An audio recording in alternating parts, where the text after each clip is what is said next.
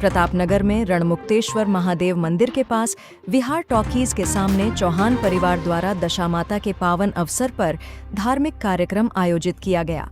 पिछले 34 वर्षों से चली आ रही इस परंपरा में पिछले 4 वर्षों से महाप्रसादी और सार्वजनिक भंडारे का भी आयोजन किया जा रहा है। बड़ी संख्या में श्रद्धालुओं ने पहुंचकर महाप्रसादी का लाभ लिया। इस दौरान पूरे क्षेत्र में भक्तिमय माहौल देखने को मिला। आमचं चौहान परेसा रणमुक्तेश्वर महादेवनी વિહાર ટોકીજ પાસે છે। આજે અમે 4 વર્ષથી અમે મહાભંડારાનું આયોજન કરીએ છીએ। હાલ અત્યારમાં 2 થી 3000 પબ્લિક દશામાના ભંડારાનો પ્રસાદીનો આનંદ માણ્યો છે અને જે ભાઈ ભક્તોને પ્રસાદીનો આનંદ લેવો હોય તો रणमुक्तेश्वर महादेव વિહાર ટોકીજ પાસે આવો, માતાજીના પ્રસાદનો એ લો, લાભ લો। અમે આ અમારું 35મું વર્ષ છે।